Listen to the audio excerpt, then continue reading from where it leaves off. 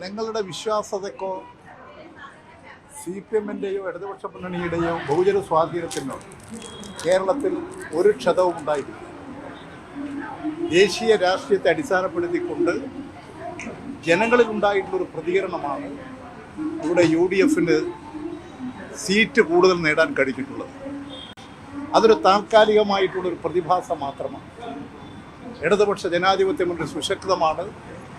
ഇനിയും കൂടുതൽ ബഹുജന പിന്തുണ നേടിക്കൊണ്ട് അടിത്തറ വികസിപ്പിച്ചുകൊണ്ട് ഇടതുപക്ഷ മുന്നണി മുന്നോട്ട് പോകും.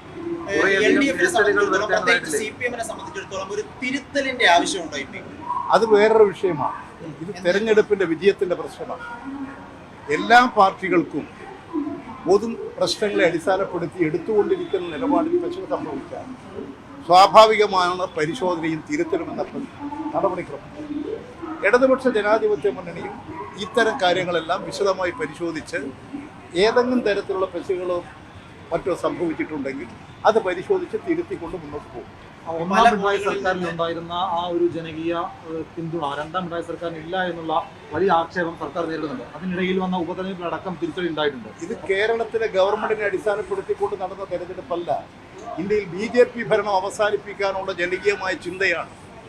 ആ ചിന്തയിൽ അത് എളുപ്പത്തിൽ ആർക്ക് സാധിക്കും എന്ന നിലപാടിലേക്ക് ജനങ്ങൾ എത്തിയപ്പോൾ UDF-ന് അനുകൂലമായിട്ടുള്ള ഒരു പ്രതികരണം കൂടി ഉണ്ടായി. അപ്പോൾ സംസ്ഥാന സർക്കാരിന്റെ വിലയിരുത്തലല്ല ഈ തെരഞ്ഞെടുപ്പ് ഇടതുപക്ഷ ജനാധിപത്യ മുന്നണിയുടെ ഗവൺമെന്റിന്റെ വിലയിരുത്തലേ അല്ല.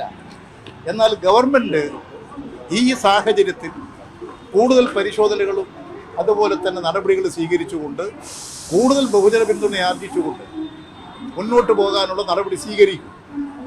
ഈ തെരഞ്ഞെടുപ്പ് ദേശീയ രാഷ്ട്രീയത്തെ അടിസ്ഥാനപ്പെടുത്തിയിട്ടുള്ളതാണ്.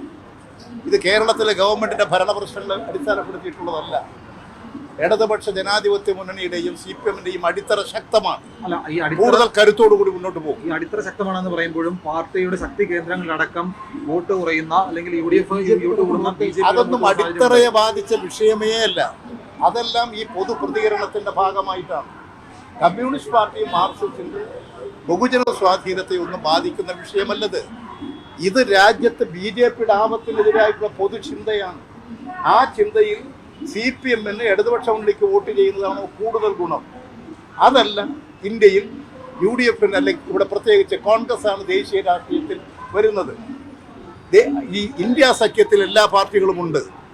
അത് സംബന്ധിച്ചിട്ടുള്ള ജനങ്ങളിൽ ഇത് ഇടതുപക്ഷ മുന്നണിയുടെ നയം ശരിയാണ്. പക്ഷേ വോട്ടിംഗ് കാര്യത്തിൽ ഇവിടെ ദേശീയ രാഷ്ട്രീയത്തെ അടിസ്ഥാനപ്പെടുത്തിയുള്ള ഒരു വിലയിരുത്തലുണ്ടായി. ആ വിലയിരുത്തലിന്റെ അടിസ്ഥാനത്തിൽ ഇവിടെ സീറ്റ് നേടിയിട്ടുണ്ട്. അത് കോൺഗ്രസിന്റെ ബഹുജന സ്വാധീനം ഇവിടെ ഒരു സ്ഥലത്ത് പറഞ്ഞിട്ടില്ല. ഈ 2019-ൽ നിന്ന് ഒറ്റ സീറ്റ് അതേ സീറ്റ് നിലനിർത്തുന്ന സാഹചര്യം ഇവിടെ സീറ്റ് അങ്ങനെയാണെങ്കിൽ 19 ആ ജയിച്ച തോറ്റ സ്ഥാനത്തല്ലല്ലോ ഇപ്പോൾ ജയിച്ചിട്ടുള്ളത്.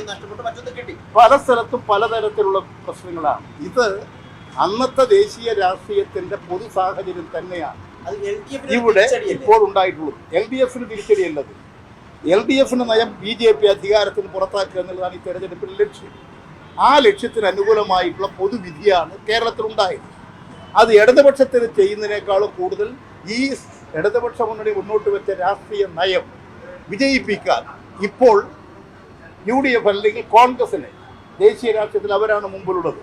അതുകൊണ്ട് അവർക്ക് വോട്ട് ചെയ്യുക എന്ന നില ഒരു പൊതു അഭിപ്രായ രൂപീകരണം ഉണ്ടായിട്ടുണ്ട്. അത് പ്രത്യേകിച്ച് ന്യൂനപക്ഷ വിഭാഗങ്ങളിലൊക്കെ ഉണ്ടായിട്ടുള്ള ഭയപ്പാട് അത് കൂടുതൽ പ്രകടിപ്പിക്കപ്പെട്ടിട്ടുണ്ട്.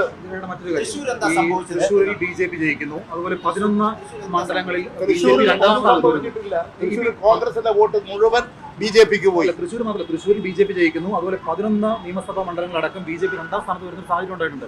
അപ്പോൾ ഈ UDF-ന് വോട്ട് ചെയ്യുന്ന അല്ലെങ്കിൽ കോൺഗ്രസ് വോട്ട് ചെയ്യുന്നത് BJP ശക്തി തെളിയിക്കുന്നുണ്ട്. BJP-യുടെ ബഹുജന സ്വാധീനത്തിൽ ഇപ്പോൾ ചില മാറ്റങ്ങൾ വർധന വന്നതായി കാണുന്നുണ്ട്. പക്ഷെ അത് BJP-യുടെ രാഷ്ട്രീയ നയത്തോട് അനുകൂലമല്ല. കാരണം ഈ കേരളത്തിലെ ജനങ്ങൾ BJP-യെയും RSS-നെയും ശക്തമായി എതിർക്കുന്നു. ആ പൊതുവികാരമാണ് കേരളത്തിലുള്ളത്. അപ്പോൾ ഇവിടെ BJP-ക്ക് അനുകൂലമായി വോട്ട് വരാൻ സാധ്യതയുള്ളതല്ല. പക്ഷെ ഇവിടെ ഈ തെരഞ്ഞെടുപ്പിന്റെ രംഗത്ത് ഒരു പ്രത്യേക സാഹചര്യം രൂപപ്പെട്ട് വന്നിട്ടുണ്ട്.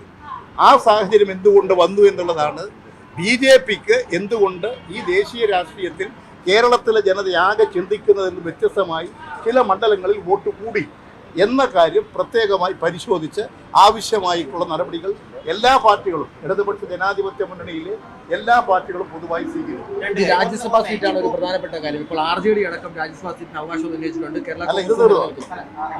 ഇത് തീർന്നോ?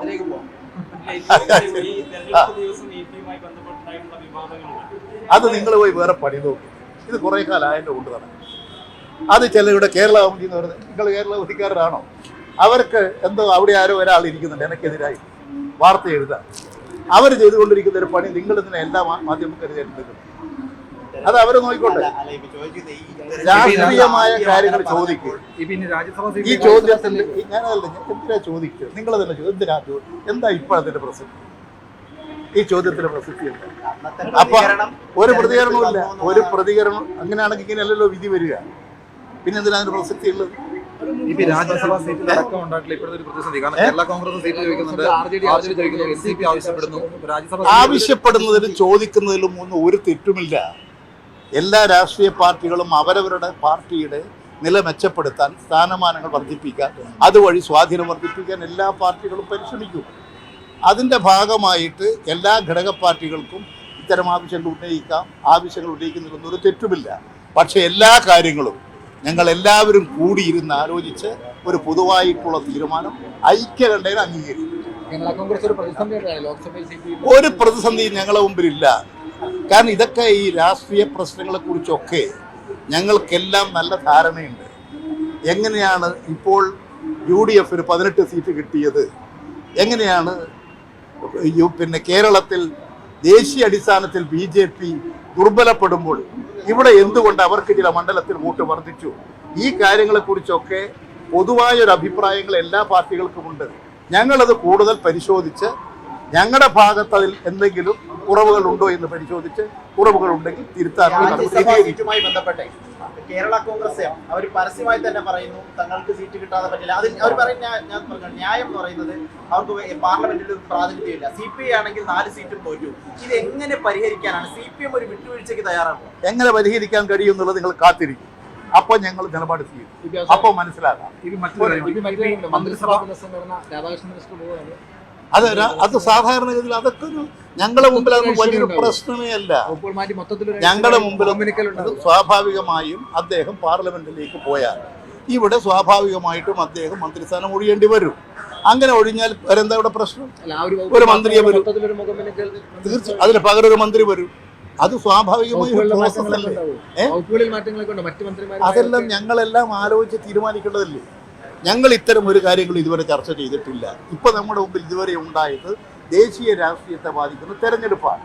ആ തെരഞ്ഞെടുപ്പ് BJPയെ തോൽപ്പിക്കാൻ ഞങ്ങൾ എല്ലാ ശക്തിയും സമാഹരിച്ചുകൊണ്ട് പ്രവർത്തിച്ചു. ആ പ്രചരണം കേരള സമൂഹത്തിൽ നല്ലതുപോലെ ജനങ്ങൾക്കിടയിൽ സ്വാധീനം ചെലുത്തും.